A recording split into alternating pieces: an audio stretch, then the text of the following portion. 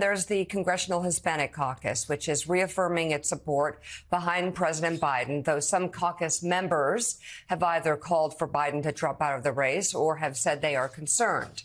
The caucus as a whole released a statement that reads in part, quote, "We stand with President Biden and Vice President Kamala Harris. For the last year and a half, the Biden-Harris administration partnered with the Congressional Hispanic Caucus initiative to take the CHC on the road. Through that initiative, we have worked to empower Latino communities across the country."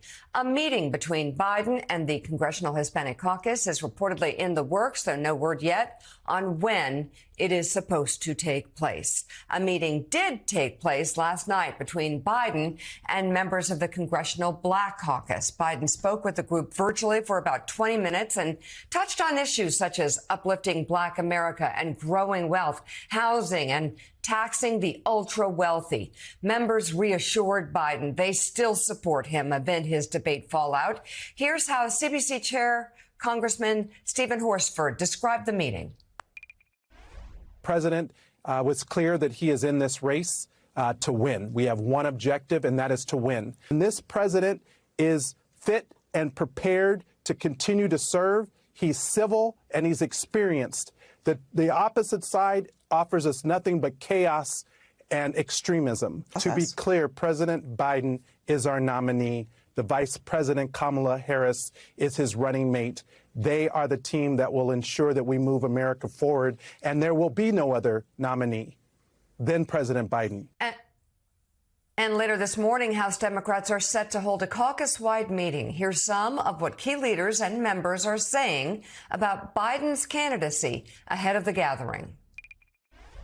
I made clear publicly the day after the debate that I support President Joe Biden and the Democratic ticket. My position has not changed. But that's Biden and the Democratic ticket. Do you support Biden on the ticket or just Biden and whatever the ticket is? Same answer. Listen, we have a great president. He has a great record working with us, a great record of achievement.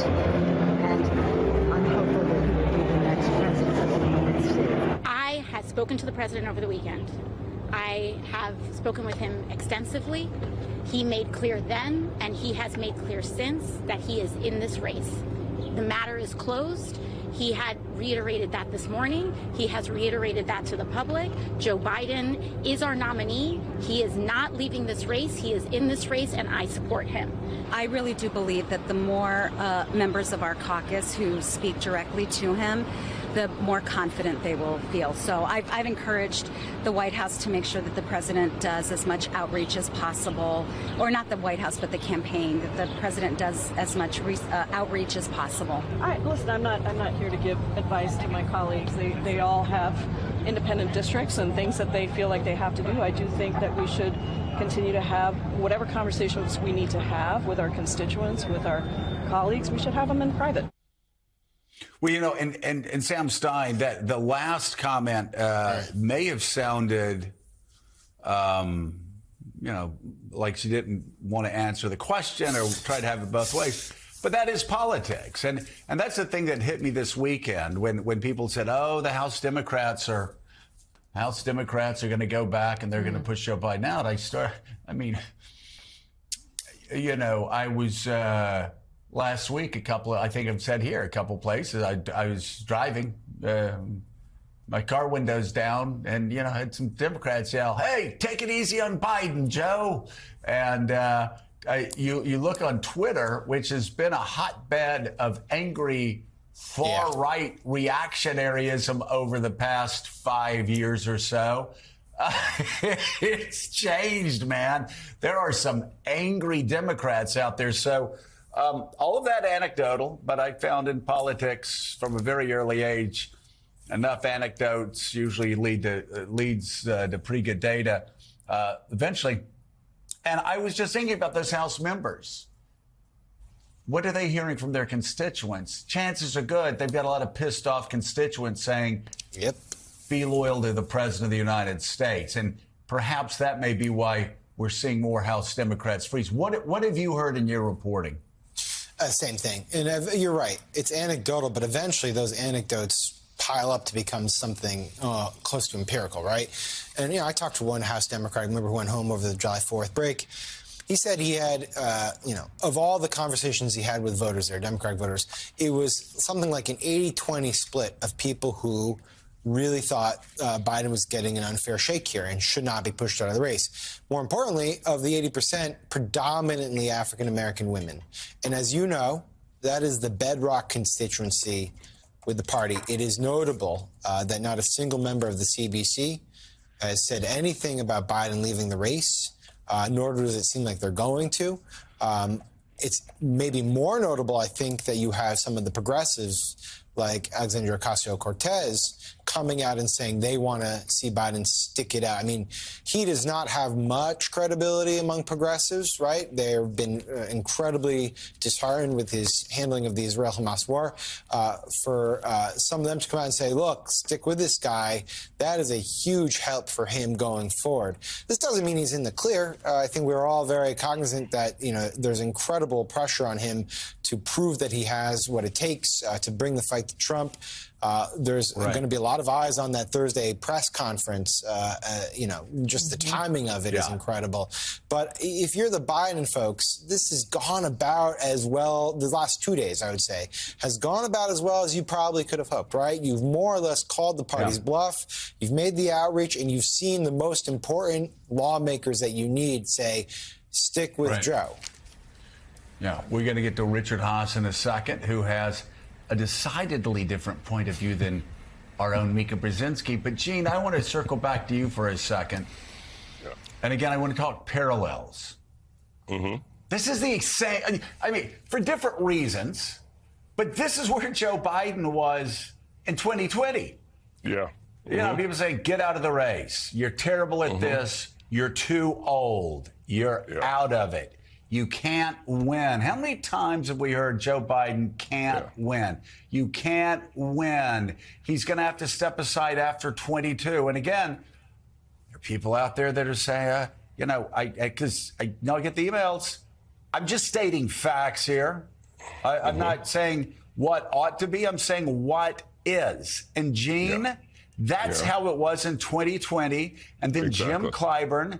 And as I've said for years, black women predominantly stepped up, saved Joe Biden's candidacy, and helped him win in places like Wisconsin, Philadelphia, Atlanta, places that mattered, and Detroit. And here we are again, Gene, where you look, black women, the Congressional Black Caucus, something different now. Well, again, anecdotally, but this is going to bear itself out in polls, I suspect.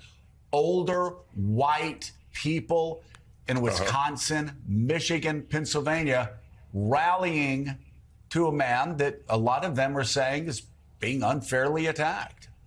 Look, you and Mika were there that morning in 2020, the morning of the New Hampshire primary, when Joe Biden came on Morning Joe, and he was done, right? He was done. He was finished. He was never going to be president.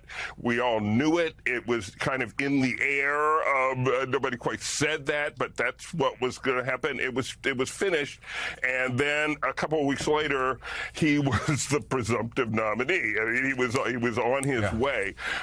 We saw then that Democratic voters can be extremely sort of cold-eyed and pragmatic, and they made a decision led initially by Jim Clyburn and African Americans in South Carolina, but Democrats across the country decided, no, this is the guy. This is our safest choice. This is the guy who can beat Donald Trump. And so they went with Joe Biden, and he beat Donald Trump. Now, past performance does not guarantee future results, but that has been the pattern with Joe Biden. He gets counted out, and he somehow comes back.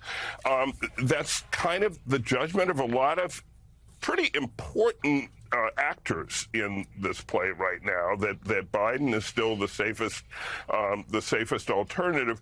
But again, things can change, and we're kind of still in a day-to-day situation now, one more major slip by Biden, and that could open the floodgates, and that could create all these scenarios that are kind of, seem really wild and unlikely, but could unfold. So we'll take it day by day for now. Right, and that's really, Gene just really underlined the greatest concern with those who love Joe Biden but believe he should step down, because there is one more meltdown like we saw debate night, and it starts all over again, and it's all over. And their concern is, what happens if that comes in September? What happens if that comes in October? What happens if it comes on this Thursday? If something like that happens at the press conference, this conversation begins anew. So there is right now a bit of a perilous march toward the nomination and beyond. Well, we will celebrate our alliance this week, the 75th anniversary, but we will also make decisions for the future on deterrence and defense, ensuring that we have the forces, the readiness, the capabilities we need to continue to deter any aggressor, and also ensure that allies continue to carry their fair share of the burden. And we have good numbers. 23 allies are now spending at least 2% of GDP on defense, up from only 3 allies when we made the pledge back in 2014. That was NATO Secretary General Jens Stoltenberg at the Pentagon yesterday. The 75th NATO summit kicks off today in Washington, D.C. The war in Ukraine will be a major topic among NATO allies. And yesterday, Russia launched a wide-scale missile attack across Ukraine, which caused massive damage to a children's hospital in Kyiv.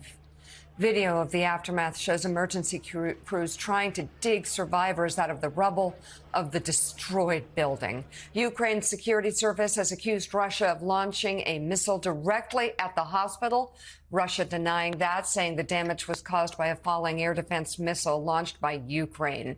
Joining us now, senior fellow at the Washington think tank, the Atlantic Council, Ian Brzezinski, and staff writer at The Atlantic, Ann Applebaum. And we'll give Katty Kay the first question. Katty? And let me start with you. I mean, a year or so ago, we were looking at the situation in Ukraine and seeing this as a moment of validation for NATO. NATO had been kind of in the doldrums. We had Sweden and Finland joining the alliance.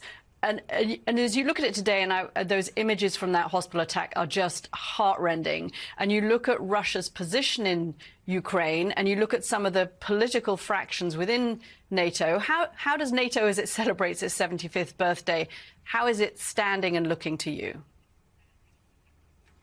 So the point of this summit is going to be to show Putin that NATO will remain unified. And I think despite the various, political headwinds that you've just described, despite the recent election in France, despite what's happening in the United States, I think it's incredible how unified the alliance is. The idea is to put some money into a basket for the future.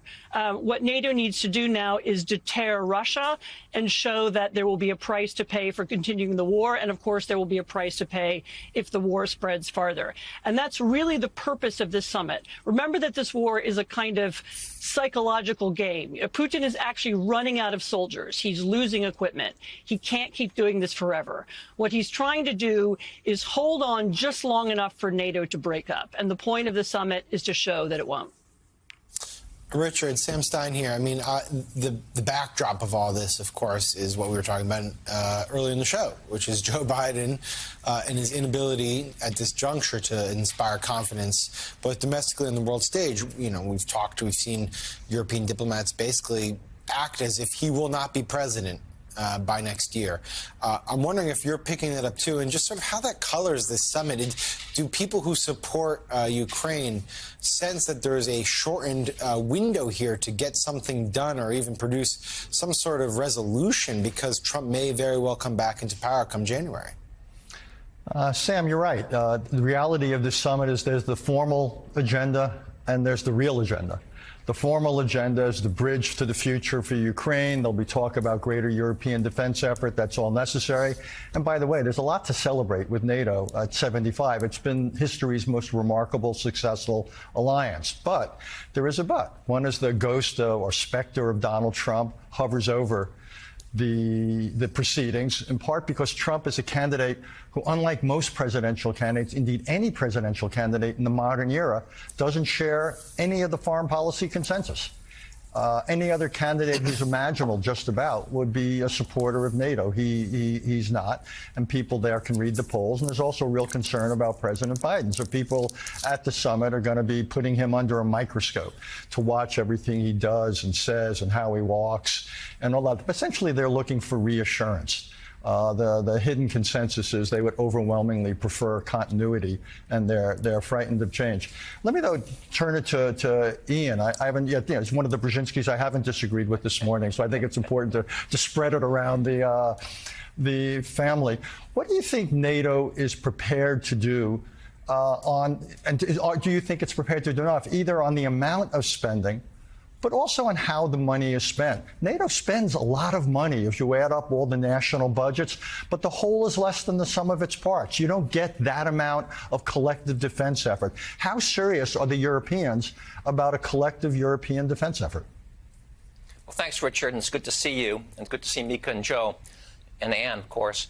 Let me just say that, those pictures we saw, those were war crimes committed by the Russians. That is unjustified brutality. And at this summit, the key issue is how is the alliance going to respond? Will it present a strategy that will enable Ukraine to win quickly, decisively, and on its terms? And to your question, does NATO have the resources to apply it? I'm not entirely convinced this summit is going to provide that strategy or the resources. They're talking about shifting the contact group that provides security assistance from U.S. control to NATO control. That's useful and helpful, but not decisive. They're talking about NATO doing more training outside of Ukraine. Helpful, but not decisive. They're talking about $40 billion just over the next year. Uncertain what will happen after 2025. That's helpful, but not decisive when it comes down to enabling Ukraine to do what is necessary to win on its terms and quickly. Because time is not on Ukraine's side in this war. There's just too much of an imbalance of economic and military power between Ukraine and Russia.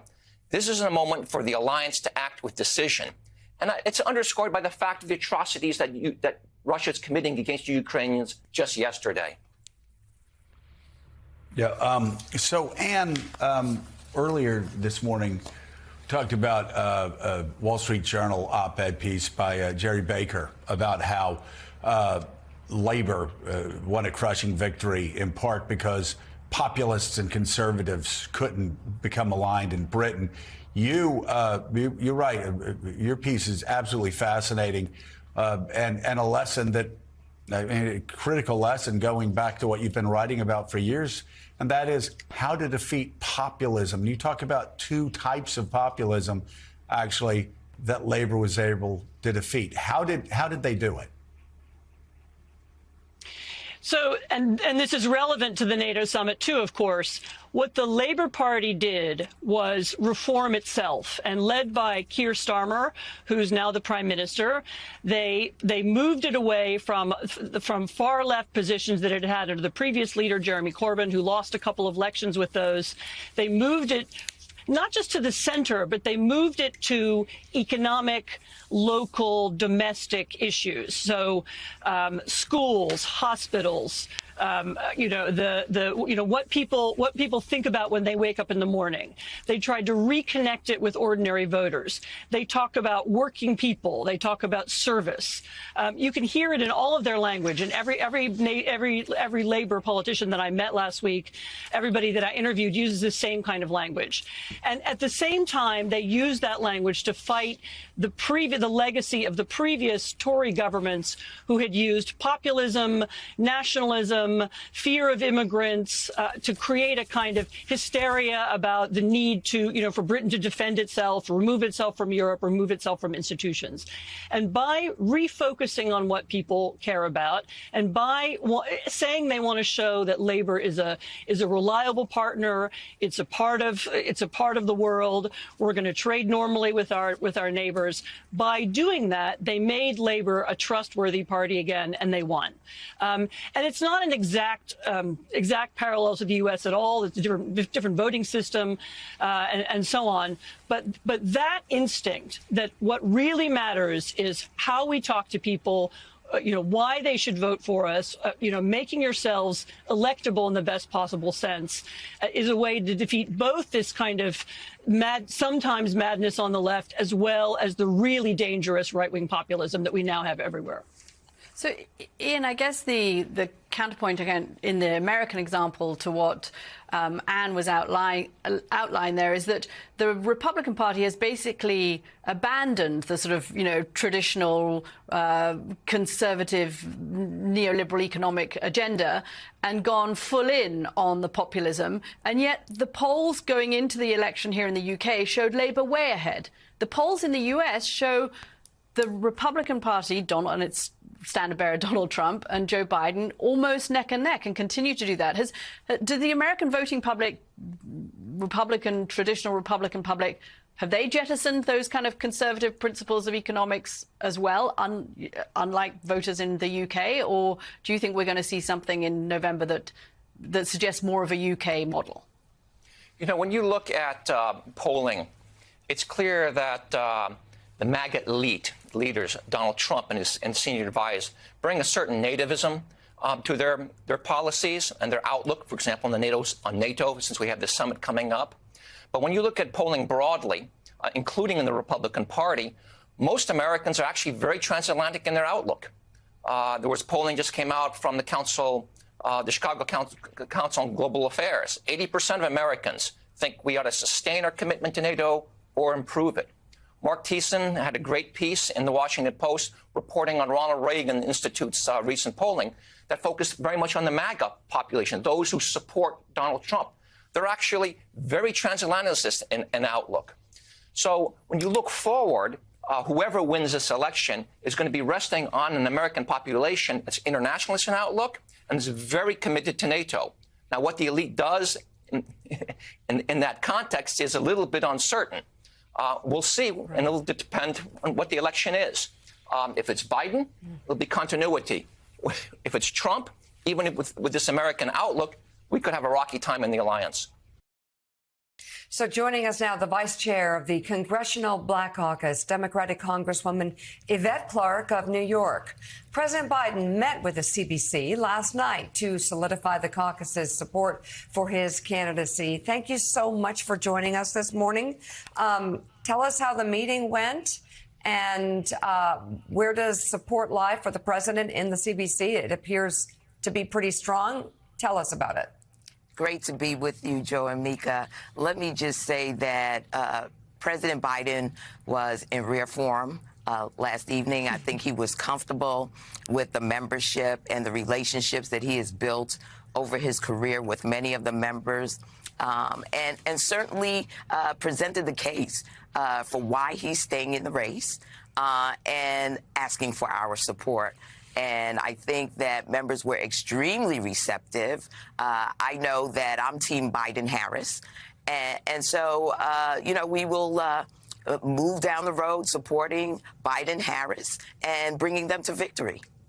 Congresswoman, what conversations are you having with fellow members who are not in the Congressional Black Caucus and who have expressed doubts about President Biden staying in the race? What conversations are you having with them about why he should stay in?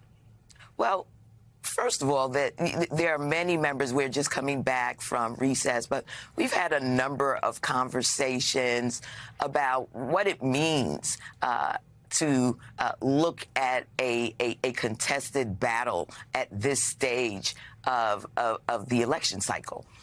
We have a lot of accomplishments that have been gained in the Biden-Harris administration.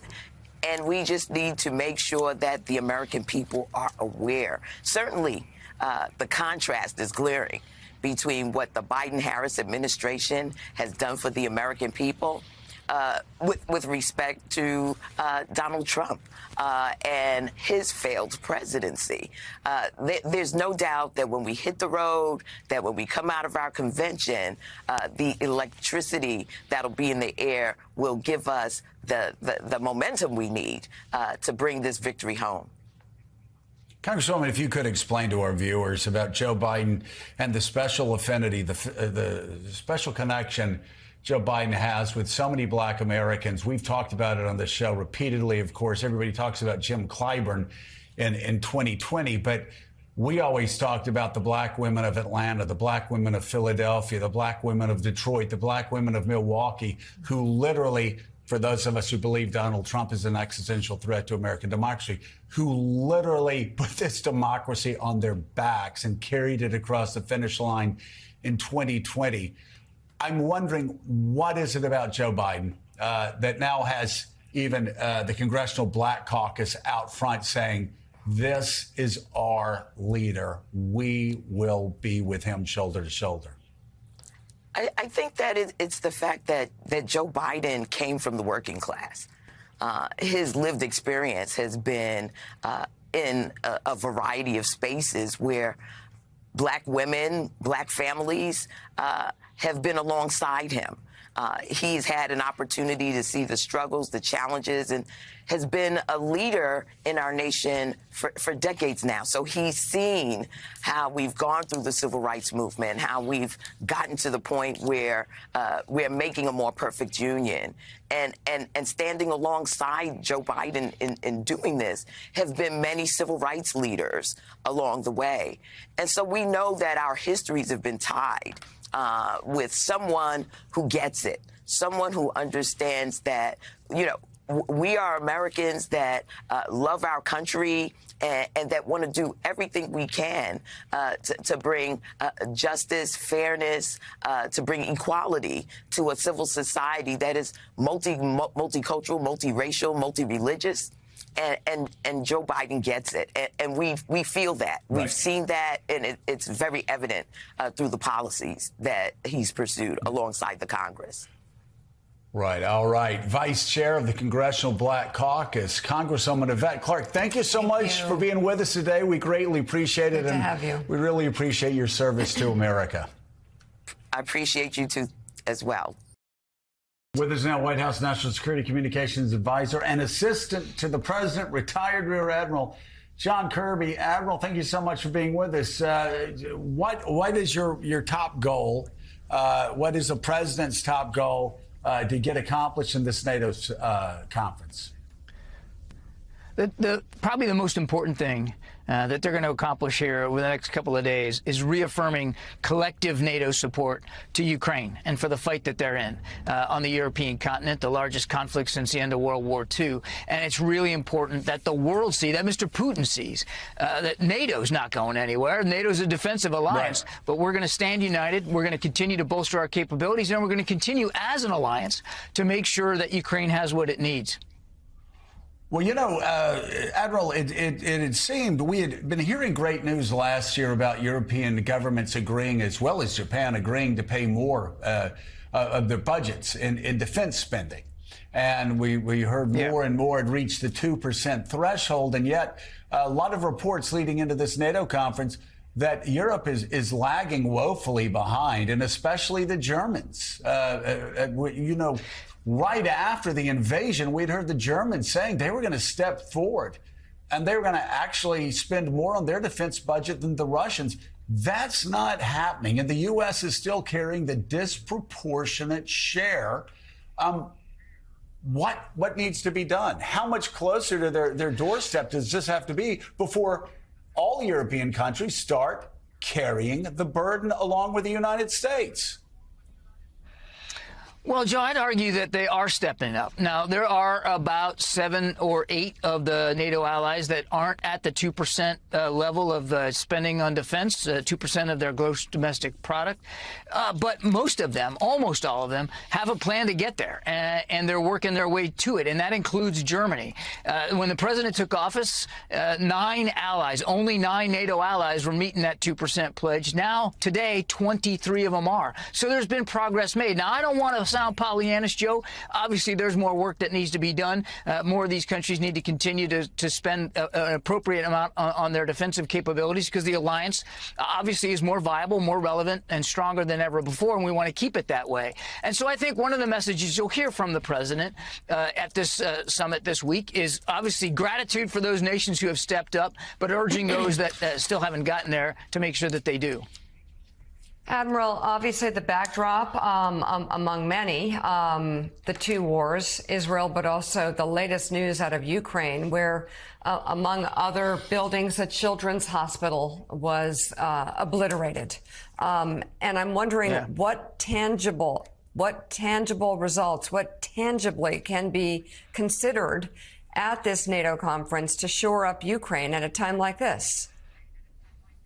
One of the things that we're going to be focusing on very keenly this week is air defense, Mika. And you're going to see some announcements here in the next day or so from the alliance, from allies in particular, and from the United States about what we're going to do to increase air defense capabilities for Ukraine, particularly long-range air defense capabilities so that they can better defeat these attacks. The death toll, I just saw the number this morning from those attacks over the weekend, have now risen to about 46 known killed, and that will probably run a little bit higher.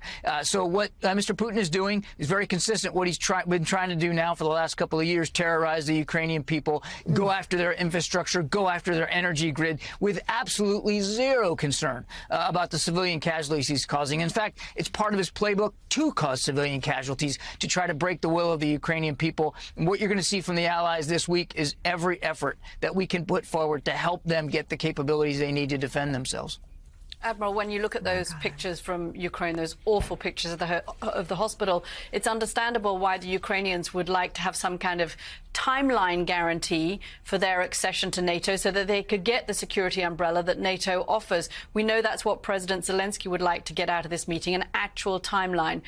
Why do you feel that the NATO body and the White House can't give him that timeline now?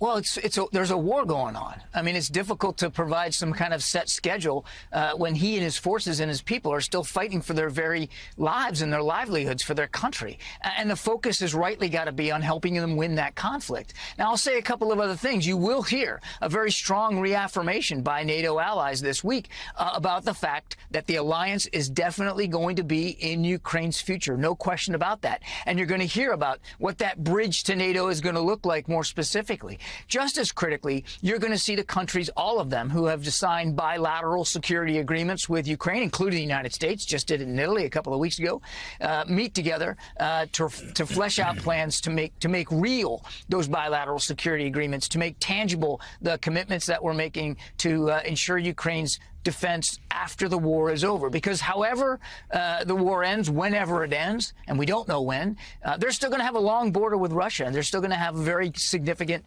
defense needs with an aggressive neighbor next door, and they're going to need to know, and they will, that the international community will stand beside them, and we will continue to provide them the defense capabilities and the ability to improve their own defense industrial base to meet that need. Yeah.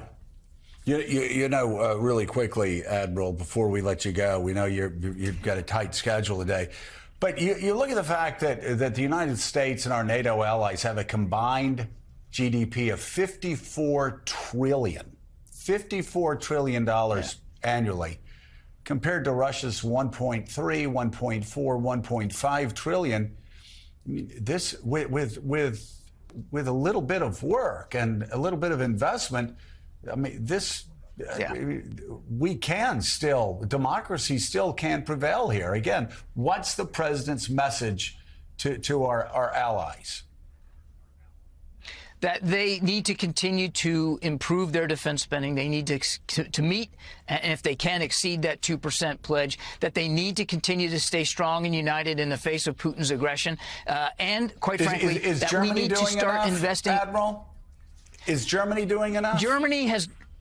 They can do more, Joe, no question about it. And they've said so themselves. The Chancellor Scholz has said so himself. They know they need to do more, but they've got a plan, Joe. They do have a plan. And that's what I want to, all the remaining countries that are not at that 2%, almost all of them have plans to get there. They're taking this seriously. They're looking at what Mr. Putin is doing. They realize the effect to the security landscape in Europe, and they're trying to step up.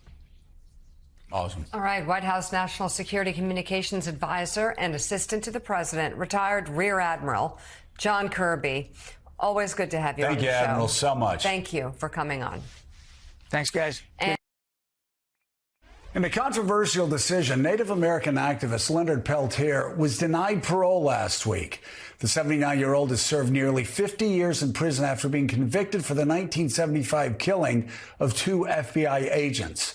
He maintains his innocence to this day. FBI Director Christopher Wray, who argued against granting Peltier parole, praised the decision, saying, quote, Peltier has been afforded his rights and due process time and time again, and repeatedly the weight of the evidence has supported his conviction and his life sentence.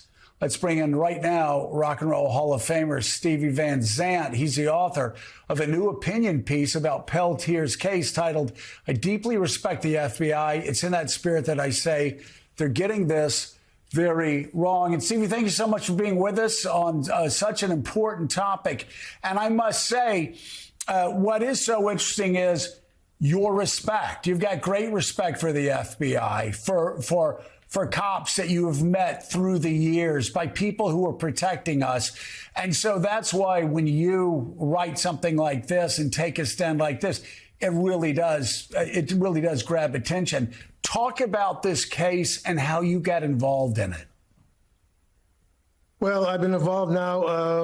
I did the research back in the 80s, and I wrote a song and did a video about it around 1989. So I'm like 6 presidents in on this thing. And Joe, it's the most outrageous miscarriage of justice. I mean, short of an innocent person being executed, I mean, this is the most outrageous case I've ever heard of. Like you said, 50 years next year in jail without one shred of evidence keeping him there. I mean, the evidence was falsified. The witnesses were coerced. The ballistics test that showed that his rifle did not fire the weapon wasn't allowed into the case. And I don't get it, because, the Hoover FBI back then was a very, very different FBI. And I think Christopher Wray has done a wonderful job, and Merrick Garland can take credit also on turning the FBI around to one of the most respected organizations in the world right now, something we can all be very proud of. But that was not the case back then. I mean, nobody talks about the context of this case. People act like, 2 policemen showed up at the door in uniform, opened the door, and somebody shot them. That's not the context. I mean, this started with Wounded Knee in '73, and the tribal chairman hired a bunch of mercenaries and vigilantes to basically go after the American Indian movement and the traditional Indians, who were basically, just fighting for their rights like usual. And 60 Indians were killed. I mean, it was a war going on. Including my friend John Trudell's house was burned down with his wife and 3 kids in it, So, I mean, in comes the FBI. And what do? They go on the wrong side. They start defending the vigilantes and the mercenaries, and that's because the Hoover FBI was just, seeing a threat to democracy around every tree trunk and going after every progressive organization. I mean, from the American Indian movement to the Black Panthers to Young Lords to you name it, Cesar Chavez, the women's liberation they were going after, And what confuses me is why Christopher Wray, who has turned the FBI around so beautifully, why would he feel he has to defend the Hoover FBI from those days? I don't get it, because they were not the same organization that they are now. We have Reverend Al Sharpton with us, and Rev has a question. Hey, Rev, go ahead. Yes, Stevie, I thank you for talking about this issue, because Peltier certainly has been an issue for a long time. And I think the way you frame it, and I want you to really elaborate on that, is people today don't understand the FBI of 73, which was the FBI that went after the groups you said. They went after Martin Luther King. I mean, they was bugging Martin Luther King. It is in that context that Peltier was gone after. So for you showing your great respect for the FBI today, it couches it differently than those that at least seem to be anti-FBI. You're anti what was done at that era, and Peltier is part of that. Elaborate on that. Absolutely right, Al. I mean, I identify as a independent law and order liberal, okay? And I have a lot of friends in law enforcement. We give the biggest law enforcement fundraiser every year for charities in New York City. And I mean, Hoover was just completely out of control in those days. As you say, I mean, they went after the Black Panthers had a free breakfast program for the kids, as you know. Right. And they saw that as a threat to democracy, you know? I mean, they put a microphone on Martin Luther King's bed to destroy the civil rights movement, all right? I mean, that's the Hoover FBI, you know? Why would anybody want to defend that? I don't get it. I mean, because this is a whole different FBI now, and they are thwarting all kinds of terrorism, keeping us alive, and we certainly appreciate that every single day right now. I mean, it's with all the threats we're getting, you know, from around the world as well as domestically. I mean, they're doing an amazing job right now, and I just don't understand why they feel necessary to defend an FBI that tried to, you know, literally destroy the civil rights movement, all right, and not, you know, not just progressive movements. I mean, you know, and they weren't always pulling the trigger, you know, but they were supporting those that were, you know. I mean, they shot Fred Hampton and Mark Clark in bed, you know, and you know, I mean, it was just outrageous what was going on back then. And it's very hard for people now. I mean, how old was Christopher Wray? Like 9 years old when this was going down? You know what I mean? How much of the FBI was actually alive then to actually witness the different context, the different environment that was going on back then, which is just very, very, very different than now. Yeah, different context, different time, different place, and a radically different FBI. Rock and roll Hall of Fame musician and activist Stevie Van Zandt, thank you so much for being with us and taking a break from your European tour, which, man, you guys are lighting it up all across Europe. It's crazy. European fans. Man, you'd think they were all born in Jersey, the way they respond to you guys. Yeah, it's you know, you can't take it for granted, Joe. You know, like next year is going to be 50 years for us, and we're still getting bigger over here. I mean, it's really it's a wonderful thing, you know, and you know, I really, you can't take it for granted. I appreciate it every single day. Could I just say one more thing, Joe? Sure. You know, recently, you know, they released Leslie Van Houten, you know, a Manson murderer who admitted to stabbing Rosemary LaBianca 14 times. They released a couple of mob guys who killed 11 people. You know, they released the brothers that killed the forest ranger. They're releasing murderers all the time. And how are we to think about this other than prejudice against Native Americans? I mean, they're holding this guy with the flimsiest circumstantial evidence in history, and yet there were all kinds of murderers are being paroled who have admitted and you know, multiple murderers. And I'm like, how is it possible that an 80-year-old man on a walker with medical problems, you know, is not being paroled, but all these other people are? How else do you frame that other than prejudice against Native Americans at this point? All right, Stevie Van Zandt, thank you again. Greatly appreciated, and we'll be right back with more Morning Joe. New York Times bestselling author Daniel Silva is out with a new mystery entitled A Death in Cornwall. The book follows the murder investigation of an art history professor that leads spy and art restorer Gabriel Allon to uncover unsavory financial secrets about Britain's conservative government. And Daniel joins us now. Daniel, you know, it's probably been about a decade since we told the story, so you need to tell the story about how you... To a new generation of Morning Joe viewers. Of those suffering from Morning Joe.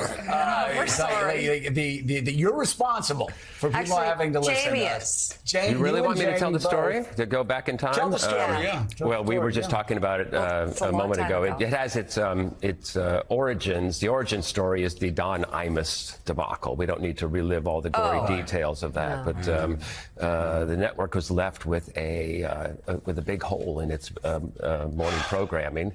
And I was a fan of this program that was on at, I think Joe's program Scarborough Country came on at maybe 8:30, the worst start time in broadcast. 8:30 on Saturday nights, and I recognized in Joe this fluent conversation, this irony, and I thought he was a perfect morning host.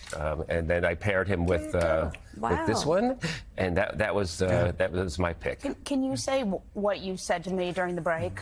Well, I don't know. I don't know, Molly. You said Mika was the perfect foil. The perfect foil, and it was a perfect match. The two of them, and it worked instantly. It is. It is. And now here we are, all three of us back together. Kind of old. 17 years later. And she is. It's so wonderful. Wherever I go, anywhere in the country, people come and go, oh, it is so great to meet you. Where's Mika? Oh, no. She's not here. And they go, well, and this is time and time again. We like you. Oh, come on. We love Mika. No.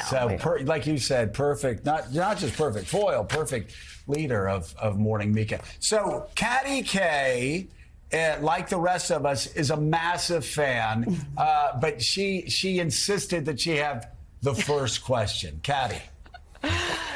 Gabriel Allon, back for the summer. This is the day I look forward to every summer. You know this, Daniel. I'm such a huge fan of yours. I mean, it's like the Dan Silver Book of the Summer is always waited for in my household. Okay, what is it with your timing? Did you call up Rishi Sunak and say, could you just call an election and the Conservative Party gets thrown out of office? Because by the way, I'm doing a spy book on money laundering in London. It was...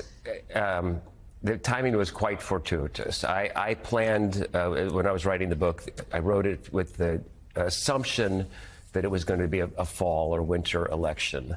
But I did have a sneaking suspicion that Rishi might go ahead and pull the trigger for the July election, because I thought that he really faced the possibility of being run out on a rail, and that I thought that might influence his decision to go earlier or not. So I missed it by I guess 5 days, but I did get the election call right. It was a complete and utter annihilation. Unheard of in British political history. And this is, as you know, Katty, this is not some fringe party we're talking about. This is the Conservative Party. This is the oldest and most successful political party in the West. It has governed Britain for 2/3 of its existence.